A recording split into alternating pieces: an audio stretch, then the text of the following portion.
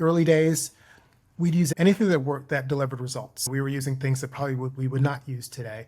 Well, not because they don't work, but because they're not acceptable anymore. They're not socially acceptable, whether that's parabens or certain types of oils we no longer use. And I found alternatives that work almost as well.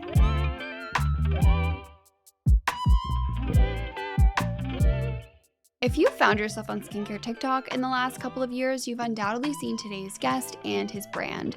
He's the mind behind some of our favorite products from our favorite brands like Clinique, Revlon, L'Oreal. He's also the cosmetic chemist behind Hailey Bieber's brand Rhode. Ron Robinson, after decades of experience, is the founder of one of my favorite skincare brands. It's really science-backed, data-driven, and it was the first to bring a 20% stabilized L-ascorbic acid to the market. The product has 5 patents, it's won countless awards, and if you've ever tried it, you definitely know why. Ron and I discuss his brand, his journey to becoming a cosmetic chemist, and we also talk about some of the buzziest ingredients right now, like collagen, bakuchiol, peptides. And if you want to know what's worth your money and what isn't, you'll just have to listen. I wanted to take a quick minute to thank you all who have taken the time to review and rate the show wherever you listen to podcasts. And I wanted to call out an especially sweet review that I got last week from Kiana. It says, "I'm so happy I found a podcast that is so transparent with their information about skin and all things beauty. Amy, you really do a great job by asking your guests the questions listeners are really thinking and want the answers to, from simple beauty tips to treatments that are worth every penny. The podcast really covers it all. 10 out of 10 I recommend." And then she goes on to recommend a guest for the show, which is so sweet because I'm always looking for more skin enthusiasts to have on the show. So thank you so much, Kiana, for that kind review and for letting me know someone that you would want to come on the show. And as a thank you, I'd love to send you a little box of goodies for taking the time to write this. Just slide into my DMs, let me know it was you, and I'll send over a box of some goodies. And with that, let's get into today's episode. First, I want to thank you so much for taking the time to chat with me today. I know you're a very busy man, so thanks for taking the time out of your day to just educate us a little bit on skincare. Yeah, no, thank you. Thanks for having me. I've been a fan, so thank you for having me. Oh, thank you. Okay, so I want to start off by asking, I like to ask everyone this, what is your earliest skincare memory? Yeah, so I've been around many years in the industry, but before I got into the industry, my earliest memory are using Biore pore strips. That was one of the things that I really remember and I remember my friends at the time were all doing this, pore strip thing, putting these strips on our noses, letting them dry down, and then peeling them off, and then seeing like all the gross, clogged stuff that was in our pores come out. And I think that was my first foray into, before I actually became a cosmetic chemist. So that's my first memory of really treating my skin. And it's funny, it's that having that instant gratification of seeing the results was, interestingly enough, has driven me since then. I love that. So for the audience who doesn't know, can you tell us a little bit about your career journey? You've worked on brands that we all know and love and on products that we all know and love that are near and dear to our hearts. So I'd love to hear a little bit about your kind of early career journey and how you got to where you are now. Yeah, I call myself the accidental cosmetic chemist because it was not my intention. I grew up with parents who wanted their kids to become either a doctor or a lawyer. And me and my 2 brothers, we tended to do well in science. That's what we did. We did pre-med, studying biology and chemistry, and 2 of my brothers went on to become medical doctors. I, on the other hand, didn't know what I wanted to do, so I ended up trying and going to med school. I realized it was not for me. I dropped out after 1 year and started to send out resumes, and Clinique hired me as a cosmetic chemist back in 1990, and that's how I started my career in this industry. Accidentally fell into it. Wow. I love that. Clinique is one of my favorite brands. Not only do I love their products, but also just from a brand story perspective. And my earliest skincare memory is sitting in one of those chairs with a woman in a white coat giving me the 3-step system. So I absolutely love that brand. And you've worked on many others. So what was it like working on these huge brands so early on when really it was like just the impetus of skincare and all the excitement? How was it working on these kind of brands? It was super exciting. Keep in mind, this is pre-social media, pre-internet. Right. So there was no TikTok or Instagram or any place where consumers can see and hear about products and people reviewing them before YouTube. How I learned and was able to test products with consumers is actually having them come inside to the lab and actually try them on there for the first time. And that's how I was able to interact with consumers. Or what we used to do is we used to go to the shopping mall and stand outside of the clipboard and stop consumers and ask them questions about their beauty routine in exchange for $10, $20, et cetera, just to hear about what products they're using, what they like and dislike. And that's how we gained market research back then. So that's what we used to do in order to learn about what the consumer was looking for and how we might actually be able to develop products that really exceeded their expectations. Wow. So what a change to how it is now, right? Where you have all this information at your fingertips, probably more than you could want, right? Bombarding your TikTok and Instagram feed all the time. So I want to get to that in a little bit, but what are some things early on that maybe, I don't know if you want to call them mistakes or just things that were done differently that really have changed the way you formulate now? Yeah, I think because of information and how readily available, how savvy consumers are being, I think as I formulate now, I have to think about not only delivering results, but doing so in a way that's always being sustainable, not making sure that everything that I use, all the ingredients that I use, are not going to have any negative concerns by consumers. So again, that's what I have to think about. Back early days, we'd use anything that delivered results. We were using things that probably we would not use today. Well, not because they don't work, but because they're not acceptable anymore. They're not socially acceptable, whether that's parabens or certain types of oils we no longer use. And I found alternatives that work almost as well. And that we do that specifically just not to make sure the consumer feels really good about everything that's in our product. I love that you bring up this point, and I think it's a good point to hone in on a little bit because in the industry, there's a lot of talk around quote unquote clean beauty and ingredients that we should be avoiding. And you, as the expert, know that the vast majority of these ingredients are very safe for us to use, but still then as a formulator and as the owner of your own skincare brand, you still have to make those choices because it's really about, like you said, what the consumer is looking for. So I think this is a good point that just because you see so many brands avoiding these ingredients doesn't mean that they're necessarily harmful. It's just that brands have to follow exactly what you said, the social norms and what people are expecting from their products. Definitely. And I think when we think about where if we really want to make a stance and feel there's nothing else to replace that ingredient, we double down and use it, but we are very transparent about it and we educate. We dispel any myths around that ingredient. So it's really clear to the consumer why we're using it. But in some cases, it might be easily replaceable or not too hard to replace. And if that's the case, we replace it and just try to give the consumer a very conscious product. I really love that. And we're going to get to BeautyStat because it's a really exciting brand and you guys have won many awards. You're doing really exciting, very different things. And I want to get to that. I want to talk a little bit about, first of all, your social media is so educational. I learned so much just scrolling through before our chat. And I wanted to ask you about a couple of things I saw you mention. And one of them is the skin proteome. Can you tell us a little bit about what that is? And also maybe give us a little 101 on peptides in skincare.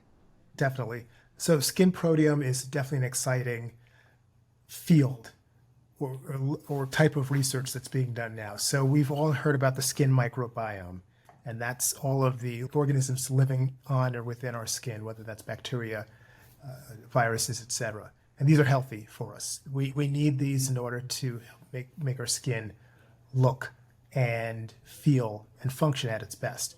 Another level of the world of proteins, the proteins found within our skin, and that's the skin proteome.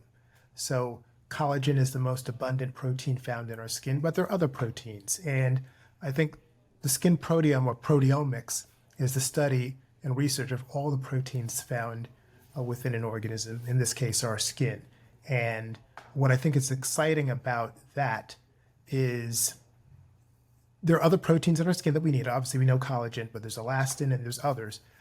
What is exciting about this research is that scientists are able to discover new ingredients based on how they're able to affect the skin proteome. So basically, think about in a lab setting, if you have X amount of proteins and you're able to add an ingredient, and all of a sudden you find you're seeing a stimulation in perhaps collagen or elastin or other proteins, it's a way to discover new and exciting and novel technologies and ingredients that may have some really good effects later on. So I think it's a field of study where I'm really excited about what's new. So in my head, I'm imagining a bunch of scientists in lab coats with petri dishes with collagen and elastin, just putting different ingredients in each one, just watching, waiting to see what happens. Is that kind of what it is? What it is, it's really just looking at what is going to help stimulate those skin proteins, and it's a way of, again, finding new and novel ingredients that might be able to really make a difference in our skin. I love that. And so in your opinion, now peptides is an umbrella term. There's so many different types of peptides. Some of them infer a benefit to our skin and some don't. But do you Yes. think peptides are promising in this area? Definitely. I think peptides are really exciting. First of all, there's so many. Peptides, let's define it. They're chains of amino acids. And what they do is they create a chemical signal within our skin to take certain actions. Some peptides can stimulate and help repair skin's barrier. Some can help stimulate collagen. And what I'm excited about at BeautyStat is leveraging new and exciting neuropeptides, which work to send signals to our facial muscles, asking them to relax, and thus creating this almost topical derm injection type of effect. Okay, I would love to talk about that a little bit. I know that you have a new moisturizer that recently launched. Is that a moisturizer that you're using those ingredients in, or is this going to be a product that's coming later? That's the new product we just launched. The new Ooh. Peptide Wrinkle Relaxing Moisturizer. Okay, so tell us a little bit about that because it seems like nearly all my friends are pregnant right now and they're all looking for something they can use instead of their retinoids. So I actually put one aside to give to a friend of mine, and I would love to hear a little bit about the technology. Yes, peptides and neuropeptides are actually not new, but what is exciting is that there's been some really great advancements in the neuropeptides that are available today. So we leverage two of them at pretty high levels in our new Peptide Wrinkle Relaxing Moisturizer. And this combination is working to, again, send signals to our facial muscles via topically. So you're applying the product to the skin, and it's sending signals to our muscles underneath, whether that's in our forehead, our 11 lines, our nasolabial folds, or marionette lines, working to help tell the muscles to chill out, relax, thus smoothing the skin, making those expression lines and wrinkles less visible. And we don't stop there. We also add other ingredients like glucosamine, which is an amino sugar, and that works to help plump the skin from within, as well as hyaluronic acid and polyglutamic acid, which work as humectants to draw moisture to the skin. So it's really a comprehensive effect of not only relaxing those facial muscles, plumping up the skin from within, and also keeping the skin hydrated from the outside in as well. Wow, that's really exciting. So that to me is one of the most fascinating ways that peptides can work on our skincare because I think up until now we didn't really think anything could have that effect on the skin. But there are other peptides too. We have like carrier peptides, peptides that do other things. Do you employ any other types of peptides in your products, or are you mostly focused on these neurotransmitter peptides? Right now in this product, the neurotransmitter, or I should say the neuropeptides are the ones we're focused on right now. We are looking at them for a few other types of peptides in future as well. And again, always looking at what's new and different and how do I formulate to make those products really effective? Because again, there are a lot of ingredients that I have at my fingertips, but it's the combination and level that really matters. And it's always looking at it from a comprehensive approach and not trying to just do it with one. Most times it really requires a combination of ingredients to do. And that's my approach to formulation. And I think from a higher level, looking at how I think about formulating, it's always about leveraging gold standard ingredients and making them better, making them without any downside, with any consumer doesn't have to compromise, and really unlocking their full potential. I love that. So this kind of brings me to a topic I wanted to talk about with you. And when you mentioned gold standard ingredients, because there are a few, and obviously some that you employ, which we'll talk about as well, but a few ingredients, I would say sunscreen filters, vitamin C, and retinoids that are the gold standard that everyone really should, quote unquote, should be using. But now that there's so much innovation in this space, do you think there's actually any validity to the quote unquote retinoid alternative argument? Do you think anything will ever replace the retinoid, which right now is like the top of the top for anti-aging? Just, I think because we have so many years of experience and research with it versus some of these newer ingredients, is anything really promising to you? Yeah, nothing is working exactly. And when the term retinoid alternative gets kicked around, you think about what are the net effects on the skin? Are you seeing really a healthier looking skin, less lines, less wrinkles, improvement in firmness and in hyperpigmentation? Retinol has a special way of doing that, and basically it's connecting to the retinoid receptor within our skin and signaling cell turnover and collagen stimulation. We are seeing some innovations with other ingredients that are really can attach to that retinoid receptor and then signal the same type of reaction, but they're all considered retinoids. They're still within the family of retinoids. So you have things like mercutiol, which is it's coined as this natural retinoid alternative. It doesn't work on the same pathway. It's not working on the retinoid receptor like retinoids do, but it does. There are some clinical studies which show it does show benefits with less irritation. So I think that's fine to say if a brand wants to say that, but I think at the end of the day, nothing is working like a retinoid. Yeah. In terms of effects. Yes, it has downsides, and again, thinking about BeautyStat and its positioning, that could be an opportunity for us. How do we unlock the potential of retinoid without its downside, and yet have it truly be a retinoid, not being something else, which we're making up and saying it's an alternative. So that could be an opportunity for us down the line, or other brands, perhaps. This episode is brought to you by, well, me. Skinthusiast.com is your one-stop shop for all things skin, hair, and beauty. I have countless blog posts to educate you on all the skin concerns and most common skin questions I receive. We also have a complete skincare basics guide on our shop page, as well as the cutest In My Skin era crew necks. If you want to support the show, please head over to skinthusiast.com/shop, and don't forget to rate and review the show wherever you listen to podcasts. Okay, so I want to talk a little bit about, you are the resident kind of cosmetic chemist for Rhode, which has been a skincare line that's become very popular amongst my generation. It's all over our social media. And I have to say, I was so pleasantly surprised when that line was sent to me, because I just thought, oh, it's another celebrity skincare line. I'm not interested. And slowly I started trying all these products, and I was like, wow, I'm really impressed. And then I saw that you were behind all the formulation, so I was like, okay, this makes sense. She really did her due diligence and got a really good team behind her, and that's why these products are so stellar. So what was your experience with that brand, and how did you approach those formulations? Yeah, and thank you. Yes, I'm really proud of them. I'm proud of my products and proud of Rhode products as well. And I think my approach is really understanding Haley's vision for the brand, really what she wanted to do and how she wanted to help consumers' skin, especially her target consumer, which are late teens, 20s to early 30s, is really her age range. Mm-hmm. And thinking about what she really wants. It's about barrier repair.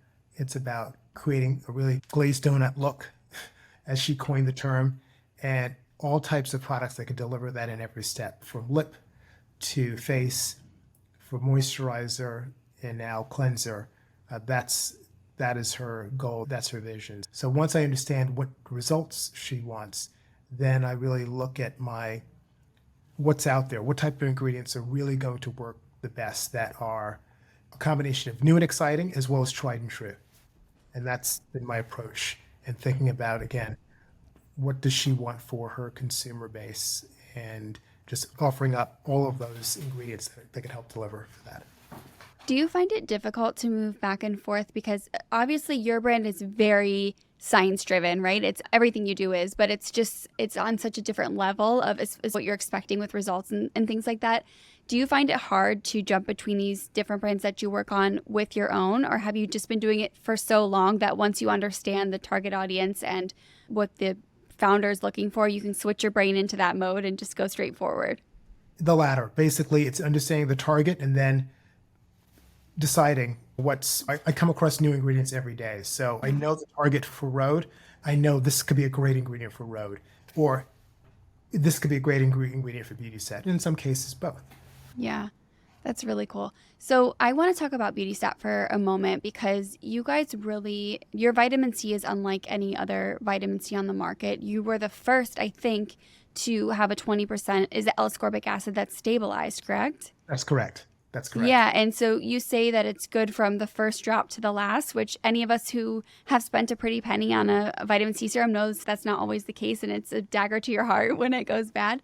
So can you tell us a little bit about how that's possible and the formulation that you have with that product?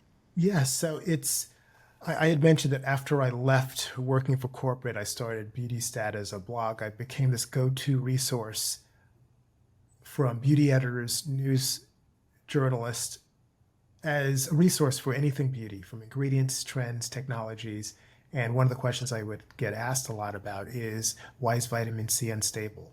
How can a consumer shop vitamin C and get a good vitamin C? So that got me thinking, what if I could stabilize pure vitamin C? That might be a holy grail of beauty. So spent 5 years researching that and got 5 patents on that technology, and wanted the aesthetics had to be great as well, and making sure we had a product that looked and felt good and was, as you said, shelf stable, 3 to 5 year shelf life. And the last step was just making sure that did it test in an independent clinical setting to deliver fantastic results. And that was the last step. And after we did the testing, I was floored, Amy, with the results that we got from that testing. In every parameter, fine lines, wrinkles, uneven skin tone, hyperpigmentation, even the diminishment of pores, helping to shrink the pores, this product did. And that's what compelled me to launch BeautyStat, the skincare brand, with that product, the Universal C Skin Refiner, as the star product for us at the time. Yeah, it makes sense that was your launch because it's just so innovative, and I think it really drew a lot of eyes on the company, which was exciting. I remember when you guys launched and it was just everywhere, and you've been so successful. You've won so many awards. You started in a small amount of Altas, and then you guys did so well that they wanted you in many more. So it's just really exciting, and I am personally a huge fan of the cleanser because I have never felt a cleanser like that in my life. It's one I recommend often to my patients who have dry, sensitive skin. And I wish that this could be a touch and feel podcast because it's so unique. There's no way to explain it to the audience. Can you tell us a little bit about what makes it so special? Yeah, so I think the inspiration was during COVID. And obviously there's a lot of fear about bacteria and viruses specifically. And my approach was, how do we develop a cleanser that is mindful of, or was able to really distinguish the bad bacteria, which can cause acne and aggravate acne and breakouts, and can be detrimental to our skin, while maintaining the healthy bacteria and microbiome of our skin. So the inspiration was finding an ingredient that could help us selectively get rid of the good and keep the bad, and yet cleanse the skin. We think of cleansing, of removal, but yet keep the skin hydrated. And we found medical grade silver. Silver has been used traditionally in medicine, internally and externally, for many years, known for its antibacterial properties. And this specific medical grade silver that we use in this cleanser, again, is able to selectively get rid of the bad bacteria and maintain the healthy bacteria. So we did clinical testing, which is unusual for a cleanser, to do independent testing on a cleanser. Wanted to make sure that it leaves the skin more hydrated after you've cleansed than before, which is very tough to do. Most cleansers have some level of stripping. We only have one cleanser right now, so we wanted to make sure it could work for all skin types, whether you're dry or oilier combination, and the results have been fantastic. This cleanser is like one of our highest rated products. It's really one of the sleeper products in our line. So Yeah. thrilled to be able to bring that to market. Yeah, and I love that you mentioned sleeper products because I think cleansers and moisturizers are often regarded as just there and anyone will do. And what really matters is your serum and your retinoid and all those other things. But one thing I tell my patients is they will make or break your routine. And oftentimes, if I have somebody coming into me and they're saying, I've been using this for 2 years and it's not doing this or it's still making me irritated, I'm like, it's not this product that's doing that. It's everything else that you're using. Really, we have to look at our routine so comprehensively and make sure that the cleanser and the moisturizer are really suitable for our skin. Definitely. So key. Definitely key. Cleansing is one of those parts of the routine. It's a start. It's your start. You want to make sure you start from the right foot, and that's cleansing. Yeah. And it really removes well too. Like my sunscreen and everything at the end of the day, it does a good job. But I definitely can tell when I remove the cleanser that it didn't strip my skin or strip it of all those natural oils that I want to stay there. Yes, for sure. Yeah, it feels really good, really comfortable. No like dry and tight feeling. So I'm just a huge fan of that product. Thank you. And I wanted to rapid fire ask you some questions about some popular topical ingredients that are all over right now. One of them being topical collagen inside of our products. Yeah, it's a great marketing story. I think collagen topically can hydrate it. It's a molecule that's too big to actually penetrate the skin. So you're not going to put it on and then replace or boost your own collagen because it's gotten in there. So potentially good moisturizer, but probably a little bit overhyped, especially if that's if that's the message that it's going to penetrate and actually build your collagen from outside in. Yeah, even if they don't have any claims of that, you see the word collagen and the consumer thinks one-to-one collagen equals collagen, and that's not the story. That's not the case. And what about hypochlorous acid? There's new products coming out all the time with hypochlorous acid. What are your thoughts? And it's so funny because I get so many messages like, I can't use that product. It smells like bleach. I'd love to hear your take on it as a chemist. Yeah, that's the acid that's found in a lot of disinfectant and cleaning products. And at high levels, it's very effective there. But at lower levels, it can be very effective in skincare products for those that might be acne prone or tend to have very sensitive skin. Low levels, when formulated correctly, it can really be a good product. And so I'm in favor of it. Just understand it's not a Clorox. It's not going to be damaging to your skin. It's formulated at the right level, low enough level to just be effective at skincare. Yeah, I saw actually a TikTok recently, just scrolling my For You page, and it was she was holding a bottle of Clorox wipes, like, why don't I just buy these? It's much cheaper. And my heart stopped a little bit. Yes. No, you don't want to put a Clorox in your face. Yes, please don't do that. And we touched on bakuchiol already, but I'd love to hear a little bit about your thoughts on that in using it in formulations. I tend to like it in conjunction with my retinoid. I would never replace it, but I think it has great antioxidant properties. So I'd love to hear your thoughts on it. Totally agree. Definitely can be used in combination with other ingredients. I think at the end of the day, it's looking at the product and seeing what testing it has to support any claims it's making. Bakuchiol in combination with other things, it might be worth the trip if formulated correctly. And again, if they have testing to back up those claims. Yeah, I think that's a really good point to hone in on for this episode. We have a society right now that is so interested in the Inky list and decoding every single ingredient and what I call ingredient shopping, where they go to Sephora now and they're looking for an ingredient, not the end result. Yep. And I think you know better than anybody that what's combined in that formulation, at what levels, the entire experience, all of that is really what's important, not the single ingredient, because they could slap a name on the front and it could be at a level that's not even giving us any benefit. So I always like to say, sit back and let the chemists do what they do. And then especially when you have a brand who invests in testing, it's so helpful because then you can understand, okay, what's the end goal? Like shop for your concern and for your end goal, not for the ingredient you think that you want or need. That is for sure. Totally agree. Totally agree. One question I think whenever I have somebody from a brand on here, we're all kind of bombarded with information. What is a good place to start? If you had to pick 2 or 3 products from the brand that you think are the most beneficial or that people will like the most, where would you direct them? I'll speak to my brand specifically at first. I want you to start with my cleanser. Big believer, I think that's one of the most overlooked part of this of your skincare routine. So I'd like you to start there. And our cleanser, we think it's great for all skin types, all ages. Then I would certainly recommend a good moisturizer. We have one with our Universal Probio Moisture Boost cream, packed with hyaluronic acid and ceramides and mushroom extracts, and then a sunscreen. Yeah, SPF that's a good 30, place to start. broad spectrum.